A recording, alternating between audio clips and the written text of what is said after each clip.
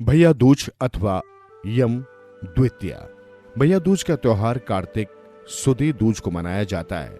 भैया दूज को बहनें अपने भाइयों को जिमाएं, अपने हाथों से टीका लगाएं, नारियल दें, भाई अपनी बहनों को रुपए दें।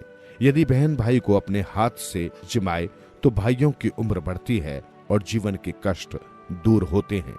भैया दूज की कहानी। एक ब्राह्मण की दो संतानें थी, एक लड़का और लड़की। लड़की बड़ी सुशील थी। वो अपने भाई को कभी नाराज होकर बुरा भला नहीं कहती थी। वो भाई अपनी बहन से मिलने उसकी ससुराल गया तो वो चरखा काट रही थी। तभी बहन का सूत का तार टूट गया। वह भाई आने का पता नहीं लगा। वो तार बार बार जोड़ रही थी पर वो जुड़ा नहीं और पीछे मुड़कर देखा तो भाई खड़ा था। वो भाई से गले मिलकर अपने भाई के आदर सत्कार के लिए पड़ोसन से पूछने गई। उसने तेल का चौका लगाकर घी में चावल पकाए, परंतु चौका सूखा नहीं और चावल पके नहीं। एक दूसरी सहेली से पूछने पर गोबर का चौका लगाकर दूध तथा पानी में चावल डालकर खीर बनाई और भाई को खिलाई। दूसरे दिन भाई के रास्ते के लिए एक चक्की में आटा पीसने लगी। आटे के साथ चक्की में सांप पिस गया और उसे पता नहीं चला। उसने उस आटे के लड्डू बना दिए और कपड़े में बांधकर दे दिए। जब वो चला गया तो उसे सांप पिसने का पता चला।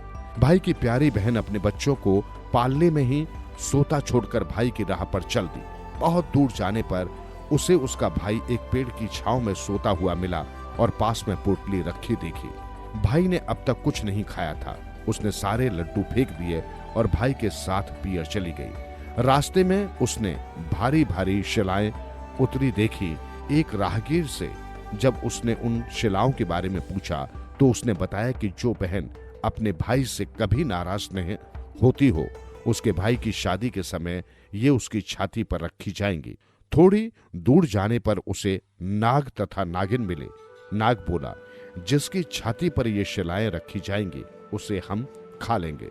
उपाय पूछने पर नागिन ने बताया कि भाई के सब काम बहन करे तथा भाई भवज को कोस कर गालियां दे, तभी भाई बच सकेगा।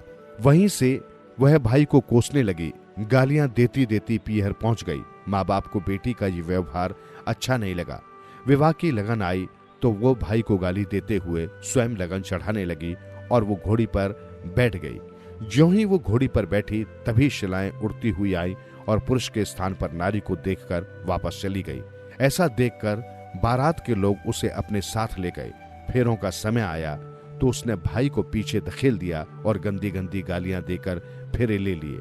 वो सब काम स्वयं कर रही थी, यहाँ तक कि सुहाग रात को भाभी के साथ स्वयं सोने चल दी। समय आने पर नाग नागिन उसके भाई को काटने आए। वो तो जानती थी नाग नागिन को मारने की तैयारी पहले ही कर रखी थी। आते ही दोनों को मारकर जेब में रखकर 3 दिन तक सोई रही।